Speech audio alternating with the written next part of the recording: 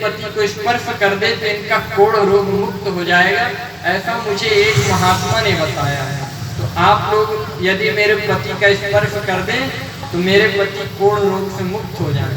वहाँ जितने यात्री थे सब लोगों ने माता की बात सुनी। तो माता परम सुंदरी थी, उन्होंने कहा कि आप इस कोढ़ी के लिए क्यों बैठी हैं, हमारे साथ विवाह कर लीजिए, इनको छोड़िए, हम परम सुंदर राजमहल में आपको लेकर चले। विभिन्न प्रकार के जो व्यक्ति थे उन्होंने अपने अपने भाव व्यक्त किए। माता ने कहा हम इनको छोड़ नहीं सकते, हमारे पति। तब वहाँ एक 22 वर्षीय ब्राह्मण का एक पुत्र आता है। माता ने उनसे भी कहा कि यदि आपने अश्वमेध यज्ञ किया हो तो हमारे पति देव को स्पर्श करें तो इनका जो कोढ़ रोग है इससे इन्हें मुक्ति मिल जाए। अब जो ब्राह्मण पुत्र था उसने कहा माते मैंने एक अश्वमेध यज्ञ नहीं किया, मैंने तो न जाने करोड़ों अश्वमेध यज्ञ कर डाले। अब तो वहाँ जितने लोग थे सब बड़े आश्चर्यचकित हो जाते हैं कि अभी तो इसकी आयु मात्र 22 वर्ष है और यदि जन्म लेते ही इसने अश्वमेध यज्ञ किया होगा फिर भी इसने करोड़ों यज्ञ नहीं किए होंगे।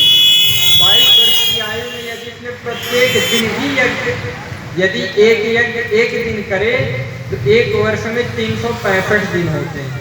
तो मान लीजिए 365 दिन है तो 20 वर्ष में कितना करेगा, ज्यादा से ज्यादा 7 या 8 हजार दिन होते हैं। तो 8,000 या मान ले 10,000 यज्ञ किया, पर करोड़ यज्ञ इसने कहाँ से कर लिए। तो ब्राह्मण पुत्र कहता है कि मेरा जो घर है वह गंगा से कम 250 कोस की दूरी पर है। तो मैंने 250 कोस की दूरी पर गंगा में आके प्रत्येक वर्ष स्नान किया। जब से मैं जानने लायक हुआ हूँ तब से अपने पिता के साथ ही गंगा में स्नान करने आ रहा हूँ।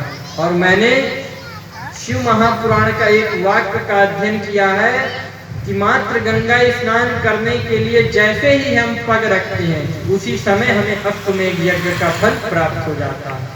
तो इस प्रकार मैंने तो करोड़ों क्या करोड़ तो मैंने कहे न जाने जितने पग मैंने रखे हैं जब से मैं गंगा स्नान करने आ रहा हूँ उतने मैंने अश्वमेध यज्ञ कर लिए। माता ने कहा कि यदि तुम्हारी बात सत्य है और तुम्हें शिव महापुराण की कथा पर विश्वास है तो क्या मेरे पति को तुम स्वरूपवान बना सकते हो, कोढ़ रोग से मुक्त कर सकते हो। ब्राह्मण